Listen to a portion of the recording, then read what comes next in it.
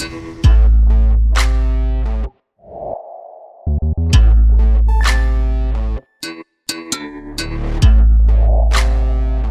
meus amigos do Altamente Rentável. Hoje é dia de alegria porque é dia de podcast de conteúdo de qualidade para ensinar você a investir no mercado imobiliário. Tô aqui hoje do lado do meu irmão Barril Dobrado, meu parceiro de alma e de vida, Léo Caruso. E hoje a gente recebe aqui como convidado o Dr. Lucas Rafael Sampaio. E ele vai, além de contar um pouco da trajetória dele de vida como advogado e como é que ele parou no mercado imobiliário, vai dar alguns insights importantes para te ajudar a fazer a aquisição correta do seu imóvel, do seu ativo real financeiro, como se blindar para não comprar errado e o dinheiro não ir pelo cano. Então presta atenção, fica com a gente até o final. Doutor Lucas, satisfação em ter aqui conosco, muito obrigado, viu, meu velho? Obrigado, Chico, obrigado, Léo. O convite de vocês é uma convocação, né? Não podia dizer não, né? Até porque, como conversei com vocês anteriormente, eu sou público do programa, assisto já há muito tempo. Inclusive você que está aí me assistindo, tem algumas entrevistas aí que são tão boas que eu já assisti 4, 5, 6 vezes, né? Busca aí no campo do buscar aí das entrevistas. Mas é isso, agradeço o convite a vocês, estou aqui à disposição. Maravilha. Obrigado, Lucas. Eu acho que é o seguinte, tem duas máximas aqui, viu, Chicão e Lucas, no nosso podcast, nosso Altamente Rentável, que é, a gente utiliza o seguinte, quem conhece, investe, na realidade, em investimento a gente tem que vir com segurança. Né? E é pensando nisso que a gente convidou você, porque entende que o direito imobiliário, ele tem um leque muito grande, né? Ele abrange muitas coisas e eu tenho, por exemplo, amigos que são do direito imobiliário que são focados em incorporação, né? Tem outros amigos do direito imobiliário que são focados em outra parte, né, desse direito tão vasto e você estava me dizendo que o que você gosta de fazer dentro desse mercado, diante de outras coisas, é fazer DUI. Sim. Então, assim, essa é uma palavra que você vai descobrir agora o que é. Mas essa DUI nada mais é do que uma análise. E Dr. Lucas vai explicar um pouquinho para a gente aqui como é que é feita essa análise, quais são as obrigações, a importância de fazer uma análise dessa para ter uma compra correta, hein, Lucas? Léo, você tocou num ponto crucial. Antes de mais nada, o setor imobiliário, os imóveis, eles são um investimento. Ainda que aquela família tenha o sonho de ter a casa própria, em algum dado momento, você pode pegar aquele imóvel e querer mudar para um outro maior, ou você pode ter uma situação adversa de família, de vida e precisar vender. Então, a família, ao adquirir aquele imóvel, tem que pensar nele como um investimento. Pode não ser um investimento com a liquidez que outros possam ter, outros tipos de investimento, mas é um investimento. O bem raiz, que todo mundo fala, né? Então, na compra do imóvel pela família, o que é comum? As pessoas observam o quê? Poxa, achei o prédio bonito, achei a casa bonita, poxa, a rua é bem localizada, é ventilado. Essas são as frases, né, mais comuns. E o que realmente, isso aí, na minha visão, isso representa apenas 20%, 25%, 30% do que você realmente deve observar. Porque você pode comprar um imóvel bonito, bem localizado, ventilado, e ser um imóvel tão problemático que você vai se arrepender todos os dias de ter adquirido aquele imóvel. Mas você poderia ter evitado aquilo se você tivesse buscado uma assessoria, você buscado uma orientação. Eu estou me referindo principalmente aos imóveis usados. Não estou me referindo a imóveis na planta, nem construções para entrega dessa forma. Então, muitos desses problemas podiam ter sido evitados de forma tranquila, com uma due diligence, com contratação de um profissional especializado que pudesse alertar. Com a verificação, no nosso escritório nós temos uma implementação de uma doutrina que é a assessoria com uma visão 360 graus. Nós buscamos minimizar o risco daquela aquisição, daquele investimento, a ponto de não vou conseguir zerar, ninguém vai conseguir zerar. Tudo tem risco. Você saiu de casa, botou o pé na rua, tem risco. É verdade. Esses dias caiu uma tragédia, caiu um avião na rua, as pessoas estavam passando.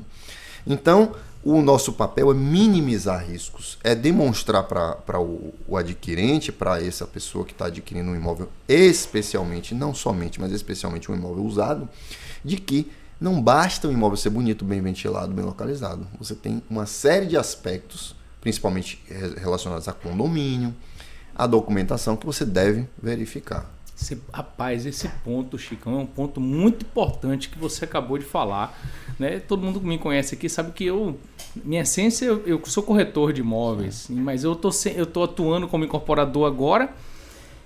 Passei muito tempo no varejo e comecei vendendo imóveis usados, né? E um detalhe que as pessoas não ficam atentas, um detalhe que não tem atenção de quem vai comprar é o condomínio. Sabe o que aconteceu com um amigo meu? O cara comprou um apartamento. O condomínio tinha um passivo trabalhista enorme, rapaz. Muito bem, velho. E aí, cara, esse cara comprou, tá pagando o condomíniozinho dele, depois o passivo trabalhista entrou, ele teve que pagar aí, acho que uma cota de 15, 20 pau aí, assim, sabe, do nada. Sem esperar. Conta um pouquinho disso, de alguns dos problemas aí, pra poder a gente alertar o pessoal. Uma coisa muito comum, você me falou isso aqui, me deu um beijo aqui. Tem pessoas que adquirem, por exemplo, imóveis cobertura. No imaginário popular existe aquela coisa, não, cobertura paga condomínio dobrado. Todo mundo já pensa assim, né? Cobertura. E não é necessariamente assim. O que vai reger isso aí é a convenção condominial. Tem condomínios que a cobertura paga o condomínio igual a todo mundo. Sabe por quê? O que é o condomínio? É um rateio das despesas condominiais. Contratação de funcionários, a luz, a energia que o condomínio nas áreas comuns utiliza, os elevadores. Então, por que quem mora na cobertura tem que pagar mais condomínio do que os outros? Se não usa Tem mais. lógico, o elevador que todo mundo usa é o mesmo, o porteiro de todo mundo é igual, a iluminação das áreas comuns é a mesma, a academia é igual de todo mundo, por que ele tem que pagar mais? Então é uma coisa que não tem muita lógica. Então, às vezes, as pessoas já vão para os condomínios com medo de comprar cobertura, quando é um medo desnecessário. Se você fizesse, como eu te falei, a due diligence, se você verificasse a convenção, ou que, poxa, não tenho expertise para olhar, não tenho... Contrate uma pessoa especialista que possa analisar para você.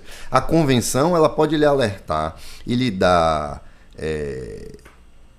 objetos de você se proteger de uma série de coisas e evitar um mal maior. Porque depois que você comprar, você não vai conseguir mudar a convenção porque você quer mudar. Não é assim que as coisas funcionam, né? Eu costumo dizer aos meus clientes, comprar um apartamento, um imóvel, uma casa, uma propriedade rural, não é como comprar uma camisa. Não é como comprar, porque eu não gostei, vou lá e troco.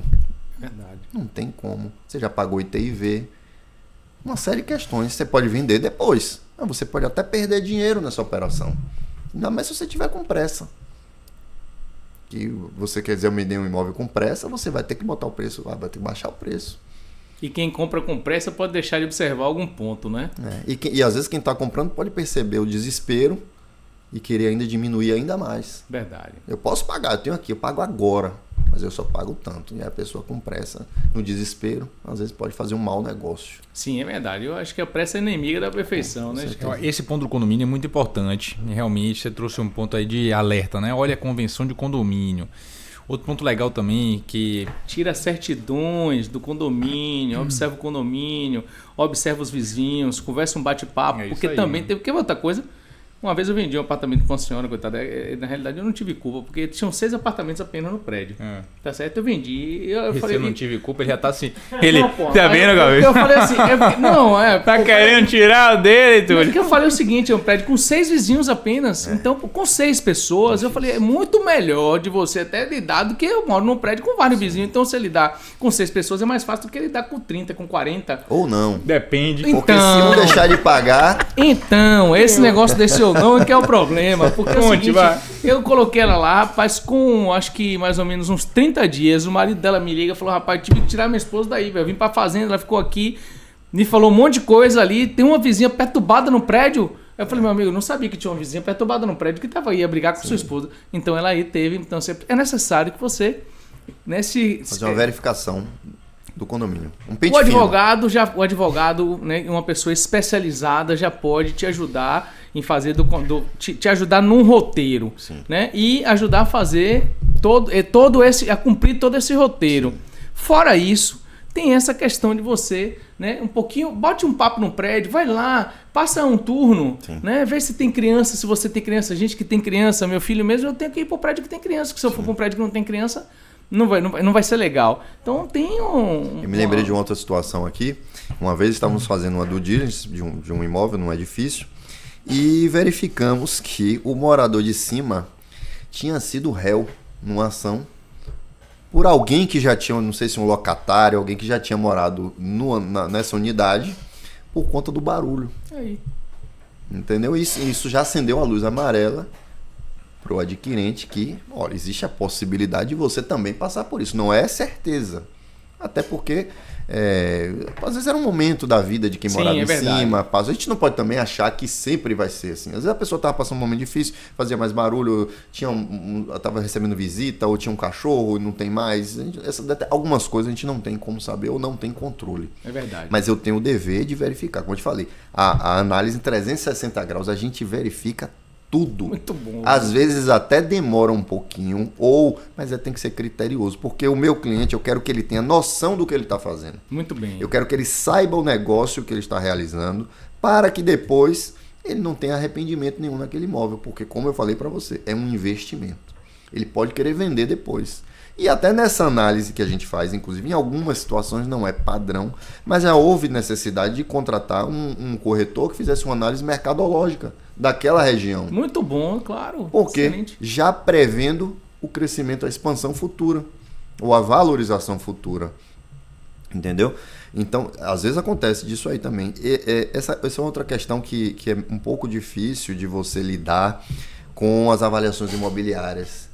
Porque os profissionais é uma coisa que requer um conhecimento bem técnico. Sim. E que o interessante, às vezes, é até você fazer uma interligação de profissionais, o corretor com o engenheiro, para elaborar um laudo bem completo, que possa fazer uma análise técnica do edifício, do imóvel, bem falando.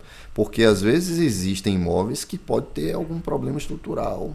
É verdade. E passar ali a pessoa nem perceber, entendeu? É verdade. Nas áreas de orla, que a gente estava conversando aqui mais cedo, com a corrosão, a questão do salitre, então às vezes existem problemas estruturais nesse edifício, então é preciso em algumas situações uma verificação de um engenheiro também, para dar uma segurança maior naquele investimento ali. Tem toda a razão. É legal, aí é uma tensão até para os empreendimentos mais antigos, né? Fora do prazo de garantia. Acho que se acende lanterna, que a gente tem muito empreendimento aqui bem localizado, mais de um tempo de vida já maior. Empreendimentos aqui de 20 anos, de 10, 15, 20 anos. Acho que 10 ainda tá bom, né? Se o 10 anos é menino novo. Menino novo, né, mano? Então, é um alerta bacana. Lucas, dentro desse processo aí, velho, chegou um cliente para poder fazer uma compra de um apartamento. Vou tratar dois temas com você, porque eu acho legal. O processo de DUI, de investigação para o imóvel pronto, e nós vamos falar também de lançamento, que você vai deixar alguns gatilhos aí que a pessoa precisa se ligar em relação a essa aquisição.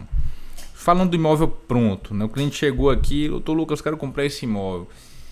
Qual é o caminho, velho, que você faz, que você percorre com ele, para eu entender, para a gente dar até uma visão de tempo que esse cara vai passar esse processo aqui. Porque tem um outro lado que a galera que é normal no mercado, é o seguinte, a oportunidade ela tem um time.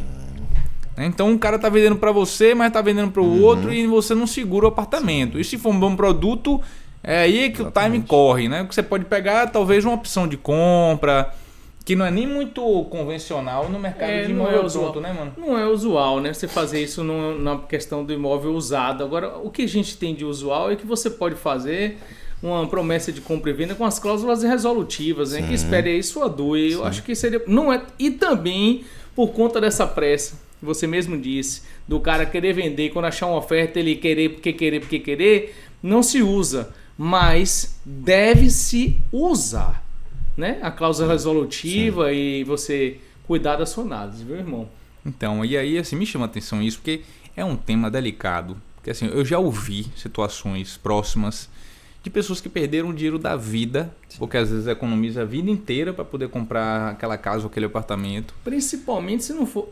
É investimento, porque todo imóvel é investimento, mas principalmente se for para moradia, na primeira moradia. E a gente fica triste com isso, porque eu não quero que isso aconteça. Lógico.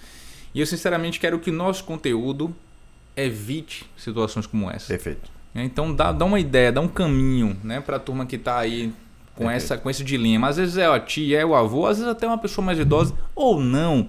Também é ali, porra, a galera que suou, tá comprando, casou, vai ter filho, vai comprar um apartamento, né? E muitas vezes os apartamentos mais antigos, principalmente agora, os mais antigos, se tornam uma oportunidade porque o valor está menor do que os lançamentos. Então, é um caminho, Lucas, para a galera se entender. Uma das coisas que eu sempre gosto de ver, que não é usual, porque quando se fala em due diligence, geralmente vocês são da área, além de incorporadores, vocês vieram da corretagem. Qual é o primeiro aspecto que todo mundo fala? Documentação. Todo mundo corre, documentação. Mas você quer ver uma coisa que muita gente não observa? Quem foi que construiu aquele empreendimento? Muito bom. Muito bom, cara. Então, assim, é uma empresa sólida? É uma empresa que ainda existe? Boa, ainda Qual é o existe. histórico dessa empresa? Tem muitas ações. Ações de que natureza? Trabalhista? Não interessa. Isso aí não tem nada a ver. Mas tem ações de vícios ocultos, de alguns problemas de construção. Né? Qual é a relação que esse construtor tem com seus clientes? Uma coisa que deve ser analisada também, deve ser levada em conta. Tem uma boa relação com os clientes ou não? Bom, me recordei quando você estava falando aqui de uma situação que podia, para algumas famílias, evidentemente, ter sido evitada, entre mil aspas, evitado o negócio imobiliário. Palace 2, Rio de Janeiro, 1998. Lembram? Construtora, o Sérgio Naia construiu, o finado Sérgio Naia construiu, isso aí, e os edifícios ruíram. Edifício na Barra da Tijuca, bem localizado. Imagina, que área foi que esse bicho? Pois é. Eu tô rindo aqui, mas é pra chorar um negócio desse, bicho. Um edifício numa área nobre, edifício de alto padrão, não era um edifício de classe média baixa, ou Minha Casa Minha era um edifício de alto padrão. E ruiu com poucos anos. Depois, os laudos técnicos verificaram que além de erros estruturais, ele foi usado material inadequado. A areia da praia, não me recordo se no concreto, na mistura do concreto, não quero falar uma bobagem aqui do ponto de vista técnico da engenharia, que não é a minha especialização. Então, isso podia ter sido evitado, Léo e Chico, como? Sobre análise. Se quem comprou ali tivesse estudado quem é essa construtora, não, esqueci o nome, era um nome diferente. Foi a empresa tal? Quem é essa empresa? Geralmente tem problemas, chama um engenheiro, vamos ver. Porque assim, ó, eu vou falar uma coisa a vocês. Tem algumas economias que as pessoas querem fazer que eu não consigo compreender. Eu também não. O cara está comprando um imóvel de 5 milhões. É verdade. Ele não quer gastar um valor pequenininho para fazer uma compra minimamente segura. Tá Isso é legal. Não é? Então, eu sou um grande defensor da classe dos corretores de imóveis. Eu também. Um dos primeiros cursos que eu fiz na área foi com o grande mestre Nilson Araújo. Gente boa demais. Presidente do Cresce. Grande abraço aí para Nilson Araújo. Grande abraço. Nilson é uma pessoa ímpar, um educador do setor imobiliário. Bom dia cheio de alegria. Um educador. Então, eu costumo dizer que os corretores eles estão na ponta da lança. Os corretores são importantíssimos para o mercado, porque se vocês constroem, vocês estão construindo para alguém comprar. Ninguém vai sozinho lá bater, precisa de alguém para vender. Então, se não tiver quem venda, como é que vai ser a vida do incorporador? Vai ser muito mais difícil. Né? Então, temos que valorizar o corretor de imóveis, porque ele é um personagem importantíssimo dessa engrenagem, que daqui a pouco eu vou falar que a engrenagem é complexa, do mercado imobiliário é complexa, muito complexa. E essa figura precisa ser valorizada. Então, voltando aqui ao que nós estávamos falando, eu acho importantíssimo essa verificação do construtor, quem construiu. É preciso que o seu público, evidentemente, é um público diferenciado, sabe diferenciar. O incorporador é um personagem, o construtor é outro. Às vezes, essas duas figuras se entrelaçam na mesma persona, viram a mesma... Né? Mas às vezes o pessoal daqui, às vezes, tem gente de... Sim. É bom até explicar, né, que dentro da incorporação tem essas duas figuras ali. Exatamente. O incorporador, que é quem idealiza o projeto, quem financia o projeto, e o construtor é quem executa. Não é isso? Podem ser diferentes. Podem ser diferentes ou podem ser a mesma pessoa, embora até pode ser uma empresa, CNPJ diferentes, mas é um mesmo grupo, uma série de questões burocráticas, mas isso é preciso a gente delimitar para as pessoas compreenderem. Então, esse eu acho que seria um ponto de partida tanto para os imóveis na planta quanto os imóveis usados. Os imóveis na planta, eu acho que eles têm um mecanismo legal que dá um pouco mais de tranquilidade para quem compra, que é a questão do patrimônio de afetação. Excelente. Que é um mecanismo idealizado na lei de incorporação para proteger o consumidor e também proteger o incorporador. Sim, é verdade. Porque veja que às vezes o incorporador pode até encarar como um custo. Pô, um custo a mais. Não, bom demais. Não é? Bom demais. Você bom demais. incrementa um produto além, você dá um brilho maior no seu empreendimento. E nós estamos passando por um período, graças à internet, de difusão da informação. A informação livre, de acesso a todo mundo. Então, eu estou falando aqui patrimônio de afetação. O cara que não sabe, ele vai procurar o que é. Dá um spoiler para poder ver, eles vão Entendeu? ficar... Ele vai procurar. Sim, e toda verdade. vez que ele for procurar um imóvel na planta, que ele for no stand, ele vai perguntar, tem patrimônio de afetação? É isso, e deve procurar, deve. Então ele vai perguntar. Então, aí volta o corretor bem informado, que vai estar lá no stand, que vai saber explicar que tem, né? Que você pode ter uma compra segura, porque se ocorrer algum problema, você está amparado, porque tem um recurso que está ali e tal, para cobrir determinadas situações. Então, Chico, para concluir, eu acho que toda compra, as pessoas têm que ter a maturidade. Eu acho que tem faltado maturidade para o brasileiro médio, como um todo, no seguinte aspecto. Vou resumir bem. Quando a coisa dá certa, tá tudo maravilhoso. É verdade. Agora, quando tá errado, a culpa é de alguém, mas não é minha. A culpa é de alguém. O cara entra numa pirâmide financeira, mas tá pagando certinho todo mês. Ele sabe que aquilo é errado. Mas enquanto ele tá pagando, sendo iludido, porque ele emprestou um dinheiro a um juro baixo, que ele nem tem noção, enquanto ele tá recebendo, ele acha que tá ótimo. Mas no dia que quebrar, ele vai partir para cima. Que absurdo, o cara é bandido, fui enganado. Fui enganado. Imagina, rapaz. Então, por exemplo, no Rio de Janeiro, tem algumas regiões lá que são dominadas por milícia que estão... tem ocorrido uma... Eu não gosto de usar esse termo. Especulação imobiliária. Eu detesto esse termo. Vou falar até uma crítica sobre isso. Está havendo uma movimentação no mercado imobiliário ilegal, clandestina, construindo em áreas de mata, construções completamente irregulares, mas os imóveis são vendidos a preços baixíssimos. Então o cara compra achando que... E aí, algum tempo atrás, uma edificação dessa desabou. Mas é isso mesmo que acontece. É isso mesmo, mano. Porque, rapaz, que negócio interessante, né? Essas cascas de banana que a gente encontra na nossa vida. E, velho, eu acho que você tem que parar pra pensar que a culpa disso é só sua. Exatamente. Gostei dessa da maturidade, né? Você trouxe um ponto interessante. Foi excelente o que você trouxe.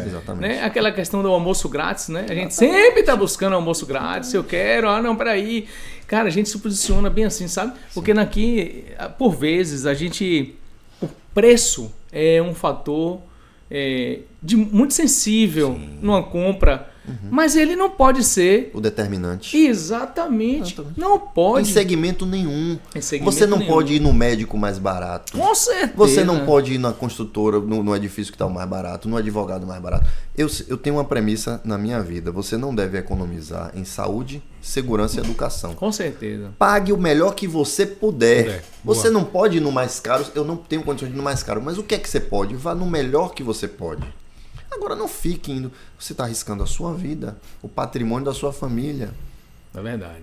Eu vou fazer um parêntese porque tem aquelas pessoas que gostam, aqueles investidores que gostam de comprar chamadas bolachas quebradas. Boa, também. Tem algumas pessoas que gostam e se dão muito bem. Vamos falar aqui no altamente rentável. Para algumas pessoas tem sido altamente rentável essa compra das bolachas quebradas, imóveis irregulares, apartamentos em leilão. Só que isso tem um risco. Hoje eu tenho recebido, houve uma crescente demanda lá no escritório de pessoas que têm arrematado imóveis em leilão, mas não conseguem entrar no imóvel, tem problemas com documentais e não sabem. Por quê? Porque eu vi na internet um curso que o cara falou que era para comprar e eu comprei, que era uma forma de ganhar dinheiro. Não é tão simples assim. Se fosse tão simples assim, todo mundo fazia. Não é? É verdade. Mas o cara vende um produto, nada contra, o mundo está aí para as oportunidades, mas aí faltou maturidade para quem comprou. Quer dizer, você achou que era um conto de fadas, que você ia arrematar um imóvel no leilão, ia chegar lá, você comprou o imóvel por 1/3 do valor, ia chegar lá, ia botar a chave na porta e entrar. Se fosse assim, querido, não estaria vendendo por 1/3 do valor. Pai, olha que negócio que me veio Com aqui, certeza. né? Com sua fala, viu, Lucas? O cara, por falta da maturidade, o cara faz investimento, ele não economiza, não, ele economiza antes, aí ele não estuda a porra direito, vai lá e faz o investimento, e ele vai gastar o dobro do que ele poderia ter gasto antes pra resolver a porra do BO depois. Sim. Que lógica escrota da porra, Rapaz, isso é um ponto de atenção muito grande, né? Vendo vocês dois falando aqui, eu sempre uso aqui o gatilho de você conhecer o que faz, pelo menos um pouco. A gente fala muito sobre isso aqui. Então, como é que você vai, bicho, entrar no leilão sem conhecer leilão? Ou se aproxime de alguém que saiba. Exato. Busque ajuda. Exato, tem que Eu ser. não entendo de construção civil. Eu não vou construir uma casa com um amigo mestre de obra. Eu vou buscar informação, vou pedir ajuda a vocês. Ou tem alguém que vocês indicam, tem um engenheiro amigo, tem um arquiteto, um projetista. Eu vou pedir ajuda. Não tenha vergonha de pedir ajuda. Você não sabe fazer alguma coisa, busque ajuda. É isso mesmo. Você parece uma criança vergonha. pequena que você fala assim, rapaz, você vai se queimar. Mas deixa eu ver se queima mesmo. Ele né? bota o dedo. Deixa eu ver se queima mesmo. Fala assim, não vá não. Rapaz, meu filho tá Parece numa que- idade que tá fogo, bicho. Quando eu chego em casa, ele já fez 200 artes. Eu falei, rapaz, pelo amor de Deus, rapaz, você não tá pensando. Voltando aquela questão que a gente estava falando da bolacha quebrada e tal. Eu sou um entusiasta.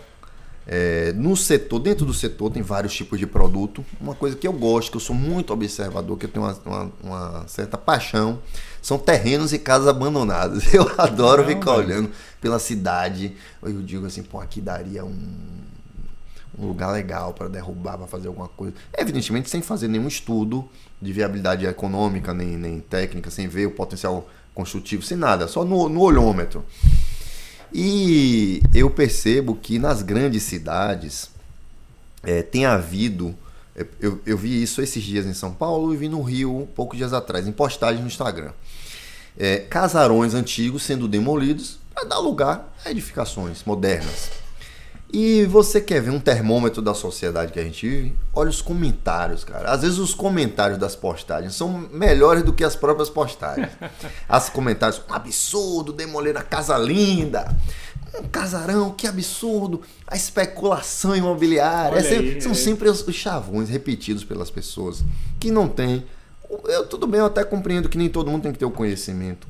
Mas busque informação. Exato. Por exemplo, busca informação. um terreno que tem uma casa abandonada. Vamos supor que ali morasse uma família que vendeu a propriedade. Vamos edificar, vamos fazer um edifício de 10 andares. Então, onde morava uma família, vão morar 10. Olha que negócio interessante, né? Então, sob o ponto de vista urbanístico, aquilo é um ganho absurdo para a cidade. Com certeza. Porque você está dando a oportunidade de 10 famílias morar onde morava uma, que tinha uma concentração ali de uma só, agora moram 10. Você trouxe 10 famílias para um local que vai gerar renda ali naquele entorno, o posto de gasolina, o supermercado, a escola, todo mundo vai sair ganhando ali. Mas as pessoas não veem sob esse ponto de vista por um desconhecimento também e por repetir o incorporador é o malvado da história. Eles falam o construtor, né? O construtor, a especulação imobiliária.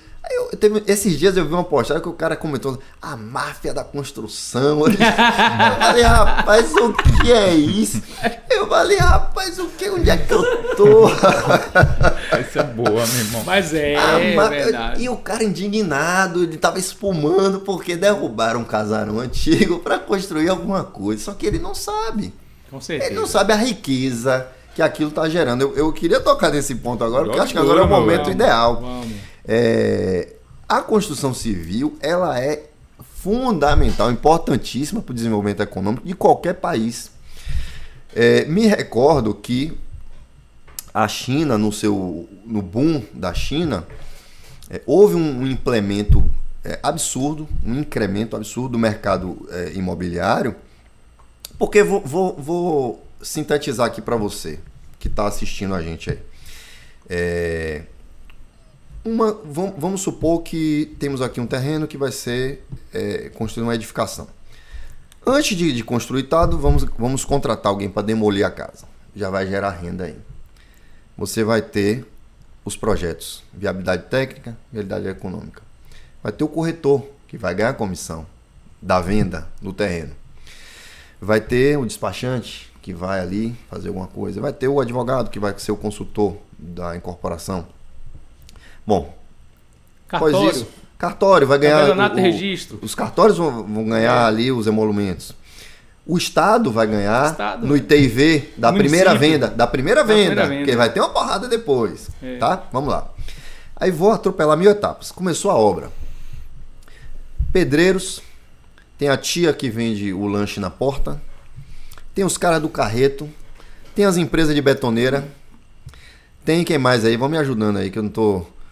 Quem mais tem aí? Aí você vem forma, concreto, ferragem, bloco, servente, fios, pedreiro, carpinteiro, instaladores, né? Aquele pessoal do rejunte, piso, peça de banheiro, marcenaria, elevadores, ferragens, extintor de incêndio. Que ninguém lembra, vai ganhar dinheiro também. Então você imagine quanta gente está ganhando. Isso eu tô olhando as pessoas diretas, porque tem o cara lá da fábrica de aço, que fez os vergalhões, que teve que aumentar a produção. Isso. Se teve obra, aumentou a produção de aço. Se teve obra, aumentou a produção do cimento. Se teve obra, importou alguns produtos para trazer para a obra, então gerou imposto de importação para o governo. Então, essas pessoas que falam dessa coisa sem conhecimento, que demonizam a figura do incorporador, do construtor, eu acho que falta conhecimento, falta difusão da importância da construção civil, não só para o entorno de onde está sendo, mas para a economia como um todo. A China, eu trouxe aqui umas informações aqui que eu vou falar para vocês. A construção civil da China, ela é responsável por 25% a 30% do PIB, do Produto Interno Bruto da China. O aço, eles consomem anualmente 950 milhões em aço. Ele consome e exporta, né? Ainda tem isso, né? Porque muito do nosso aço também vem de lá. Concreto, 2 bilhões de toneladas. Então gera 50 milhões de empregos diretos e indiretos na China. Então no Brasil, evidentemente, é um pouco menos. Mas será que se nós implementássemos o governo federal, independente de gestão, dissesse assim, vamos alavancar a construção civil, imagina que maravilha que não seria para o Brasil. A gente investe, né? Hoje eu acho que o Brasil investe muito na construção civil. Poderia civil. Muito mais. Acredito que sim também. Estava conversando até com alguns amigos, né, que também são entusiastas do mercado imobiliário. Sim. A gente entende que a demanda ainda tem uma demanda reprimida muito grande, principalmente na classe C e D e E ali. Entendo que o Brasil ele investe através dos bancos de fomento, principalmente Caixa Econômica, FGTS. É excelente, até conhecer ali o presidente da Caixa Econômica, o Carlos Lima. Então, assim, eu acho que ele está chegando aí agora para fazer uma boa gestão, tem muito dinheiro envolvido, né? A galera que tem uma poupancinha aí também continue deixando sua poupança, porque sua poupança, seu FGTS ajuda a fomentar isso. E gera riqueza para o Estado, porque você vai ter uma movimentação na carga tributária absurda, as indústrias todas produzindo. Imagine que delícia esse as ciclo, transmissões, né? a compra e venda dos imóveis, pagando imposto, quer dizer, prefeitura vai arrecadar, Estado, o governo do Estado vai arrecadar e a União também vai arrecadar. Então você falou aí uma coisa que me tocou aqui, sobre o público e tal de comprar, demanda reprimida que você falou. Eu me recordei aqui que Azevedo tocou aqui nesse assunto, nas entrevistas que ele veio, que ele sempre fala isso, que Salvador tem uma vocação turística e tal. Realmente, temos uma vocação turística. Mas essa questão da demanda reprimida me veio até um insight. Eu tenho um segmento lá do escritório que nós atendemos clientes estrangeiros, investidores estrangeiros, às vezes casado com um brasileiro ou não. Então você veja o seguinte, pode haver um produto, por exemplo, vou dar um exemplo aqui, chutando aqui, house, edifício beira-mar, focado no estrangeiro, no turista, sim. Entendeu? Então você pode, moeda brasileira 6-1, tá maravilhoso para eles. A gente tem vendido muito lá para fora, principalmente para europeu. Pois tá maravilhoso para eles. Então, Léo e Chico, veja que um mar de oportunidades nós temos, mas como você falou, tá reprimido, tá ali, ó. Mas nós temos um mar de oportunidades. E é um setor tão importante que nós estamos vivendo um contexto de violência, de problema social. O problema social e a violência, ele poderia ser bem diminuído com o crescimento econômico. Eu sou entusiasta e eu penso que o crescimento econômico não vou dizer que é a solução dos problemas da humanidade. Se fosse assim, os países desenvolvidos não tinham nada, não tinha problema nenhum, e tem. Mas eu acho que amenizaria muitos dos problemas que nós temos, muitos mesmo. Eu concordo plenamente. E sim, eu acredito que a construção civil ela impulsiona o Brasil. Acredito que o Brasil está investindo, acredito que a gente tem bons incorporadores aqui, bons construtores. Salvador está um canteiro de obra, a coisa mais linda do mundo, né? A gente vem falando sobre requalificação da orla. Salvador tinha, né, o título da pior orla do Brasil. Então, assim, você vê agora sair no domingo caminhando não, eu saí de carro porque eu fui até o Flamengo. Sim. Então eu percorri ali da Pituba até o Flamengo e o meu coração se encheu de alegria porque eu vi uma orla, né, como eu não via há muitos anos, com famílias, com filho pequeno, bem policiada. Tinha carro de polícia ali sempre, né, com atenção. Eu cheguei na Praia do Flamengo também, fiquei surpreso com o policiamento ali. Então tá de parabéns. Isso é importante. Você chama o turista e acolhe o turista. Não, e até na valorização. E nas nossas pessoas também. Sim. Porque, caramba, olha que satisfação eu tô tendo com meu filho. Pronto, eu nunca tinha tido um momento com meu filho de orla. Esses dias eu peguei minha bike, ele e meu pai querem andar de patinete, que tem uns patinetes agora na orla lá. Então a gente foi de lá até a boca do rio, coisa que eu nunca tinha feito, cara, entendeu? Então assim, olha que fantástico isso, né? Sim. A valorização que a gente dá no nosso primeiro painel Vista-Mar. E eu acho que também há um implemento, uma valorização na questão imobiliária. Se você tem um bairro seguro, é claro que sim. Seus imóveis ali já dão uma melhorada. Um upside bom ali, né? Com certeza. A gente vem valorizando os nossos imóveis, a gente vem cuidando dos bairros, vem cuidando das pessoas. Eu estou muito feliz, eu acho que a gente pode mais. Pode mais. Sim, a gente pode mais, porque tem muito mais a ser feito. Enquanto cidadãos, a gente está aqui para poder fazer. E a gente vai... Tem um ponto que você falou ali do homestaging? Do homestaging também, mas da questão do desenvolvimento urbano. Sim, sim. Né? Para poder a gente tratar. Teve aqui, o Bernardo Romano e teve também um outro amigo, arquiteto, que falamos sobre desenvolvimento urbano, planejamento tático. Aqui a gente fala sobre criar... para poder você...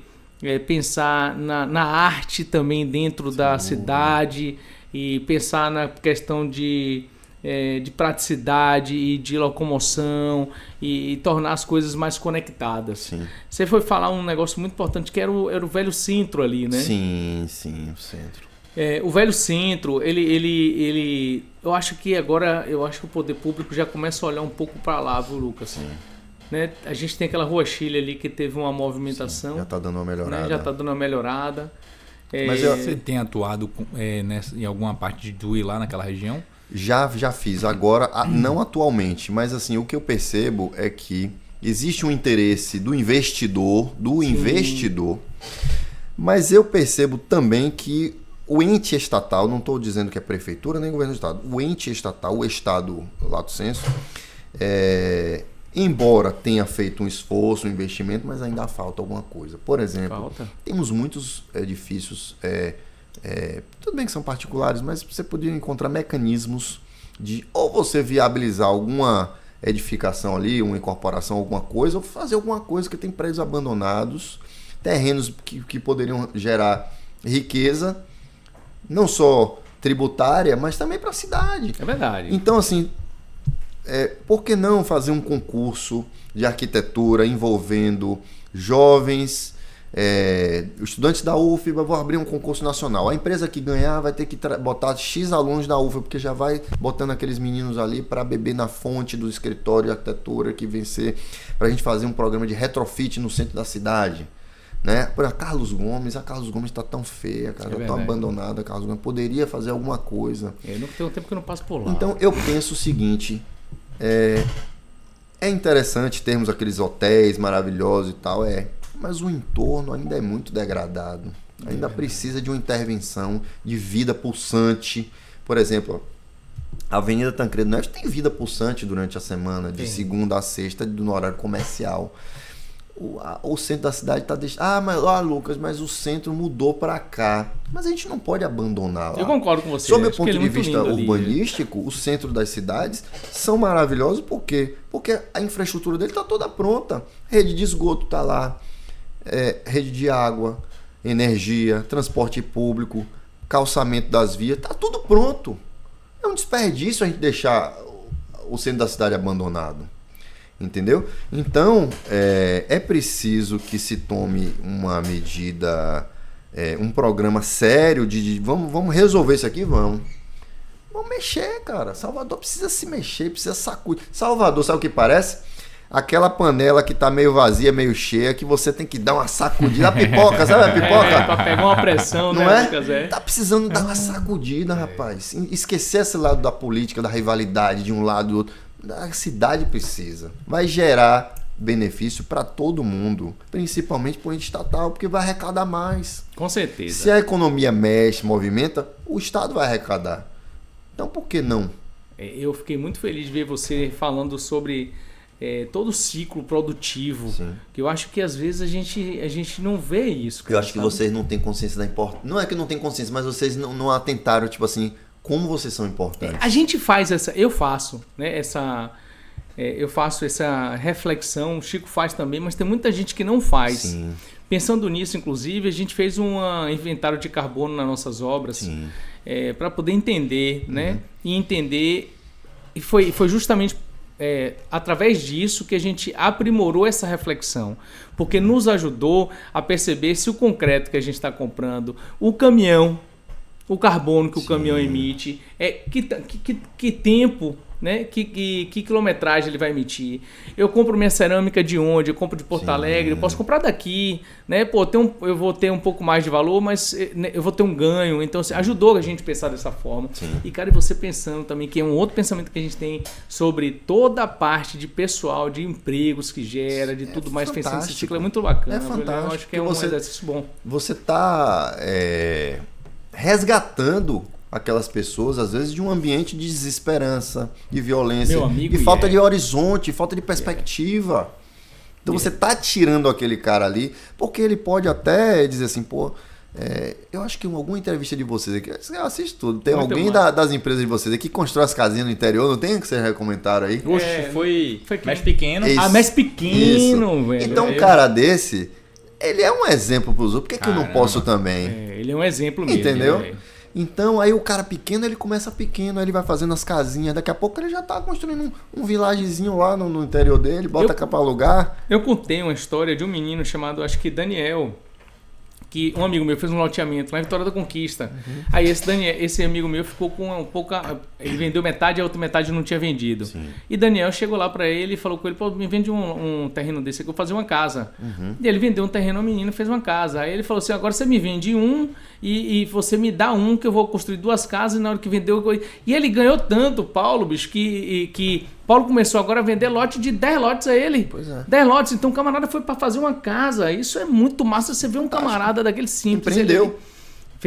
Agora ele tá de 10 em 10. Imagine isso aí, né? E por que outros não podem seguir o exemplo dele? Tem que seguir. Então eu acho que é importante nós termos no nosso convívio pessoas, os notáveis, que eu digo pessoas importantes, porque elas são inspiradoras. Essas pessoas são inspiradoras. Por exemplo, Azevedo é um cara inspirador. Vocês são inspiradores. A mãe de vocês é inspiradora. Obrigado. Então é importantíssimo ter vocês aqui no convívio. O exemplo. Deu certo. Teve horas que deu errado, mas a vida é assim. Sim, eu não vou fazer. Eu não vou virar incorporador. Acordei um belo, acho que hoje eu vou virar incorporador. Eu vou construir, vai dar tudo certo. Não. Será que Eli Rony começou, deu tudo certo desde o começo? Norberto Odebrecht? Você precisa vir bater um papo com nós pra contar essa história. É verdade. Ô, Lucas, falando e sua história, como que aconteceu essa paixão pelo imóvel? Conta pra gente aí. Isso é engraçado. Quando eu era criança, eu tinha uns 9 anos mais ou menos, meu finado tio Carlos, ele me deu de presente uma casinha que você montava. Era um brinquedo que vinha uns tijolinhos. Você montava, as casinhas tinha telha, tinha tudo pra você construir a casa de cola. Nunca mais eu vi esse brinquedo, acho que não existe mais. E ali, pela primeira vez, eu falei, cara, que bacana. Eu me diverti, eu falei, eu acho que eu não consegui montar a casa toda. Sim. Mas eu comecei a fazer, foi a primeira vez que eu dei E desde pequeno eu sempre tive fascínio por grandes máquinas. Betoneira, grua, eu sempre gostei, caminhão muque, essas coisas e tal. E aqueles guindastes do que vem pro carnaval. Até hoje, eu adulto, velho, eu olho assim, eu fico encantado naquelas máquinas gigantescas. E aí, rapaz, um belo dia apareceu um cliente pra mim. Veja só, a paixão pela construção vem antiga, mas às vezes estava adormecida. Sim. Tava ali guardadinha.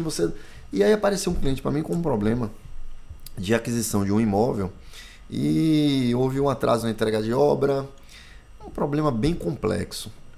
E ali foi, eu acho que, sabe a centelha que faltava para acender a fogueira? Que massa. Aí acendeu tudo e digo, cara, é isso que eu gosto mesmo. Porque, às vezes você tem dúvidas. Eu sou uma pessoa que eu gosto de muita coisa. Só que você não pode sair gostando de tudo, você tem que escolher alguma coisa pra você. Aí eu digo, pô, é isso que eu quero, eu gosto disso mesmo. E aí, rapaz, como eu te falei aqui mais cedo, eu gosto muito de andar pela cidade, olhando as construções. Quem tá construindo? Construtora tal, perto de minha casa tem um canteiro de obra, tem um monte de prédio construtora pra caramba, então eu gosto de olhar quem fez, quem não fez. As casas estão à venda, eu digo, pô, aqui pode ser, pode dá pra ser. Aí, até hoje, vários eu tenho acertado, porque eu fico ali de olho, meses depois, ó, a plaquinha do incorporador ali. É isso aí, cara. Então, isso daí, essa paixão vem desde pequeno. E com o tempo você vai aprendendo a identificar outros sinais que você, pô, eu não sabia que eu gostava disso e tal. Mas a construção, eu vou te falar, quem se envolve com isso, seja em qual segmento for da engrenagem, você fica apaixonado. Fica mesmo, viu? Porque você inclusive tem uma música fantástica de Zé Ramalho. Tá vendo aquela igreja, moço? Eu ajudei a levantar. É legal, né? é verdade. Então, olha o orgulho desse cara, desse homem que saiu de um cenário de dificuldade, de pobreza, e que ele ajudou a idealizar o sonho de alguém de construir aquela casa. Quantos operários nas obras de vocês não se sentem felizes e realizados em passar e dizer, pô, eu construí isso aqui, cara. Tem um bocado de família morando aqui, eu ajudei a construir, ajudei a levantar. Rapaz, tem um negócio muito interessante. Sim. Normalmente nas obras da gente sempre fica um. Eu olhei aqui agora e me lembrei de Tiago, que é um menino que era servente. Hoje ele é serviços gerais do Flamengo Privilégio. E a mãe dele trabalha lá também. Então, olha a satisfação quando ele menino vê a gente assim. Rapaz, me chega, chora. Ô, Léo, Chico, Coisa que boa, bom, né, velho? camarada. Descobrir uma outra profissão. Ficou lá, ele queria. Quer ver outra coisa também que chamou a atenção? A gente foi almoçar com o Vitório Mazon, que é um sócio nosso lá de São Paulo. E ele também constrói lá. Então, é sócio da gente aqui em Salvador. Aí ele falando comigo o seguinte, ele falou, rapaz, uma vez chegou um cara morrendo de fome na minha obra lá em São Paulo. E eu olhei pra ele e falei assim, vem aqui, você sabe fazer o quê? O cara falou assim, eu não sei fazer nada não. Ele falou assim, você agora vai aprender a fazer a amarração do prédio. Sim. Aí ele olhou assim e falou assim, você vai aprender a fazer isso, porque quando esse prédio estiver pronto, você vai olhar pra ele e vai falar assim, olha, eu fiz as amarrações desse prédio. Rapaz, você imagina, né? Você imagina o quanto essa pessoa vai ficar feliz em dizer isso, sabe? Não, e você deu um direcionamento à vida de uma pessoa. Exatamente, tava ali passando fome, você pegou pra fazer o negócio. E a desse. construção, ela é democrática porque, não querendo diminuir nem menosprezar, mas essas tarefas não exigem uma especificação, uma especialização muito grande. O cara tem que fazer um mega curso. É bom se ele fizer um curso, é ótimo, que agrega. Mas você pode pegar uma pessoa que está desorientada, que não tem para onde ir, e você dá um... Dentro da obra ele aprende. Dentro da obra ele aprende. Ele aprende. E ele vai sair dali, ele vai para outra. Quantos serventes... Se ele não arrumar outra obra, ele vai ser freelancer. Ele vai trabalhar para ele mesmo. Quantas pessoas dentro da nossa obra a gente viu de servente a pedreiro? Quantos na realidade vão ser mestres de obras agora que já estão passando bastão? Quantos chegaram de bicicleta e compraram o carro? Hein, Chico? Léo, Vários, eu vou várias ressaltar, histórias de vida. Eu vou ressaltar um aspecto aqui. Eu converso com várias pessoas. Você hoje precisa de um encanador, você não encontra. Verdade. Você precisa de um marceneiro, você não encontra. Até eu não tô contando lá pra cá. Você não acha. Então são profissões vitais, importantíssimas, mas que estão em escassez. O Sim. jovem hoje, a internet é maravilhosa, mas o jovem hoje ele está voltando a vida inteira para a internet, só quer saber de internet. Isso eu tenho sentido, inclusive, no meu trabalho, eu comento com alguns colegas, que os nossos clientes mais jovens, eles são dotados assim de uma... Eles têm uma velocidade que o mundo real não consegue acompanhar. Então o cara tem pressa, ele quer para ontem. Diz, calma, meu filho, o processo tem uma marcha. O processo tem prazo, o juiz é quem vai fazer, o Poder Judiciário tem regras. Não é assim. As coisas andam no momento que elas têm que andar, as coisas são como são. Eu fico até um pouco preocupado com o futuro, como é que vai ser esse, não vou dizer conflito de gerações, mas eles vão ter que se adequar em algum momento à vida real. Eu sei que vocês têm o Porto Privilégio. Ele é bem tecnológico, é um conceito inovador. E deve ter muito dessa nova geração aí da galera da internet. Que o prédio fica totalmente conectado e tal. Mas quando ele está conectado ali no ambiente seguro da casa dele, é tudo maravilha. Agora, quando ele sai, ele tem que se deparar com o mundo real. E tem que haver pessoas do mundo real para fazer esse mundo, para poder fazer o mundo dele funcionar. Porque senão não tem. Você falou um negócio muito interessante. As gerações não estão mais aprendendo a ser encanadores, a carpinteiro, né? Pedreiro, servente. Então, e é uma profissão que eu valorizo muito, porque uma vez minha mulher falou assim: levanta o muro ali. Eu não consigo. Conserta esse cano aqui. Eu passei o dia inteiro tentando consertar o cano. Quebrei os outros canos em 3 lugares. Eu não consegui consertar o cano. Tive que chamar um encanador. Aí eu falei com ela, não era melhor ter chamado antes? Ela queria lhe testar. Não é, rapaz. Mas assim, olha, você que está me ouvindo, entenda. A gente fez uma retrospectiva muito legal aqui e fez uma reflexão maravilhosa sobre a economia real, sobre o ciclo o ciclo da construção civil. A gente com certeza não falou todo, mas nós falamos partes aqui muito importantes para que você entenda e valorize o investimento na economia real. Eu tenho certeza absolutíssima que a taxa Selic do jeito que está é muito atrativa para você, para poder botar o dinheiro e tirar o dinheiro, botar o dinheiro e tirar o dinheiro. Mas pense, na hora que você fizer isso, que a sua economia depende de você também. E depende também de você tirar o dinheiro, de você empreender, de você comprar imóvel de investimento, de você apoiar outros setores que não só, né, o seu dinheiro no final do mês.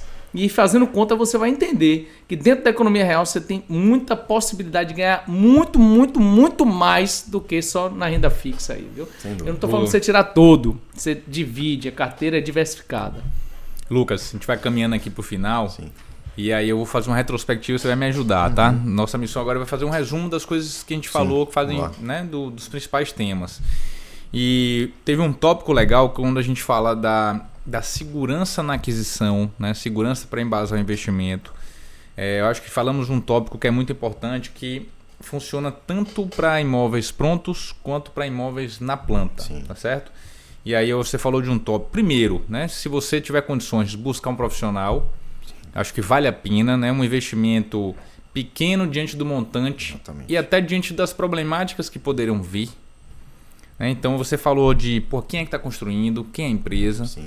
Olha a origem, porque aí eu acho que realmente trouxe um gatilho muito importante, que aquela empresa entregou outros, eu espero que ela tenha entregue outros, e você vai ver qual é a relação dela com os condôminos, com o prédio, os prédios como estão, né? Então o construtor, o incorporador, ele tem uma ligação com aquilo que ele entrega, então é interessante que a gente cuide daquilo, né? Crie instrumentos para poder cuidar daquilo. Falamos dessa importância, né, de investigar a documentação, que já é algo mais comum. Eu acho que você trouxe esse ponto de um plus muito legal nessa aquisição. Léo, meu irmão, trouxe um ponto muito interessante também que a gente concordou aqui, que é o condomínio, a atenção que eu preciso ter em relação ao condomínio. Vou lá, bato papo com o síndico, converso com outros condôminos, entendo quais são os problemas, investigar com um profissional adequado se aquele condomínio tem algum tipo de passivo que pode chegar, né, uma demanda financeira que você não está esperando e às vezes nem consegue arcar. E quando a gente foi para lançamento, que foi um tema muito importante que eu acho que você trouxe, foi o patrimônio de afetação. Sim. E aí dentro, para a gente dar uma rápida explicação, Lucas, me corrija se eu estiver errado aqui, para quem está nos ouvindo, um instrumento criado aí por lei, né, que basicamente blinda o patrimônio ali, ele separa aquele prédio, aquele empreendimento que seja horizontal ou vertical, do patrimônio do incorporador e do construtor. Então, se alguma coisa de errado acontecer na vida aqui desse incorporador, aquele patrimônio ele está blindado, não é isso? Perfeito. E com isso, os condôminos, os adquirentes conseguem fazer uma retomada de uma forma muito mais fácil, sem ter que passar por uma grande burocracia. Então a gente sabe que no movimento de compra em planta é uma correria, às vezes não tem tanto tempo de diligenciar, mas você trouxe 2 pontos que eu acho que se complementam. Quem é que está fazendo e você tem o patrimônio de afetação, né? E isso é um grande gatilho. Deixou alguma coisa de fora, doutor? Não. É isso aí, bem por aí. Então, a gente faz um resumo no final para a galera para, né, organizar as ideias. Fora do tema da gente explicar aqui, que eu acho que o ouvinte nosso já é um cara apaixonado pelo mercado imobiliário, a importância do mercado imobiliário para a nossa economia brasileira. Então, ter certeza que seu investimento ele não é só pontual, ele carrega com ele, tá certo? Um legado de várias famílias, né? E certamente ali naquele legado tem a prosperidade de muita gente que ao longo daquele investimento foi beneficiado. Então eu fico muito feliz de fazer parte desse mercado, de contribuir. Essa corrente do bem. Corrente do bem, gostei. Então tem um tópico, Lucas, que é importante, tá certo pra gente. As pessoas que sentam aqui, elas precisam amar aquilo que elas fazem. Você precisa trazer um tema e você precisa representar aquilo que você ama, para que você tenha brilho no olho, para que o que você fala se sinta como verdade no ouvinte. Hoje a gente está num processo de muito conteúdo, é uma enxurrada e você não sabe para onde olhar, quem você escuta. Eu acho que a gente vai começar a caminhar para sentir. Eu preciso sentir que o que ele fala é verdade. Então acho que tem esse lado e eu acho que o sentir tem a ver com o amor que você faz. E a gente pede para o nosso convidado no final dizer algo de coração, velho, sabe? Uma entrega sua, algo que você queira deixar para quem está aqui, para alguns ouvintes que a gente já tem aí acompanhando, que certamente o conteúdo que você trouxe vai impactar, não tenho dúvida, né? Vai gerar uma turma aí atrás, que a gente vai deixar o contato do Dr. Lucas aí também. Então fala alguma coisa, cara, que está no seu coração. Olha, você que está aí assistindo o Altamente Rentável, tenha em mente uma coisa. É um programa que fala sobre investimentos, não só no segmento imobiliário, mas você tem que ter consciência de que todo o seu investimento ele não diz respeito somente a você. Você investe em algo e aquilo vai gerar riqueza para você e para outras pessoas, seja através de arrecadação tributária, seja através dessa cadeia, como nós conversamos aqui. Então, tenha essa percepção de que aquele valor que você fala assim, não, vou guardar. Não, bota essa energia para girar, bota essa roda econômica para girar. Esse dinheiro parado, ele não vai lhe gerar nenhum tipo de riqueza e também não vai lhe trazer benefício espiritual, de energias positivas. Toda vez que nós compramos algo em algum lugar, nós estamos ali garantindo o emprego de alguém. Né? Na pandemia nós vimos tanto esse apelo, consuma no seu bairro, consuma no seu entorno, nas pessoas do seu entorno. Para quê? Para que nós possamos fazer com que aquela cadeia, aquele microcosmo econômico gire e as pessoas daquele entorno possam levar sua vida dignamente, porque trabalhar é digno. Todas as pessoas que estão trabalhando são dignas inclusive de receber a retribuição pelo seu trabalho, seja quem for, seja qual trabalho for. Então é isso, eu queria somente agradecer a vocês o convite, porque, como eu falei anteriormente, eu sou fã, eu assisto isso aqui há um tempão, assisto, não perco as entrevistas, e agora eu tô aqui, rapaz, engraçado, isso é ironia do destino. Nunca imaginei que eu assistindo um dia eu estar aqui sentado. Que maravilha, foi uma aula, tomamos uma aula aqui também. Eu assistia para aprender, eu assisto para aprender, com várias, de pessoas diversas que não tem nem relação com a outra. É verdade. E hoje eu tô aqui, ironia, né, rapaz? Nunca imaginei isso. Eu agradeço também, Lucas, você pode ter vindo. Né? E assim, é o que a gente grava de noite e tá longe da família e a gente vem por amor, né? Sim. Como o Chico falou, para poder entregar um conteúdo especial para essa turma aqui. Viu? Obrigado, Lucas. Só mandar um beijão pro meu filho, Rafael, que tá lá. Acho que já tá dormindo pela hora, mas daqui a pouco o papai tá chegando aí. É isso aí. Você que tá nos ouvindo até agora e o conteúdo fez sentido para você, vamos lhe fazer um pedido que é muito importante pra gente. Segue o canal. Né, dá um joinha aí, segue a gente, porque é uma métrica que mostra que a gente está no caminho certo, que o conteúdo que a gente está gerando está fazendo sentido e é o que a gente quer fazer, né? Queremos fazer sentido para você. E fiquem todos com Deus e até a próxima. Muito obrigado.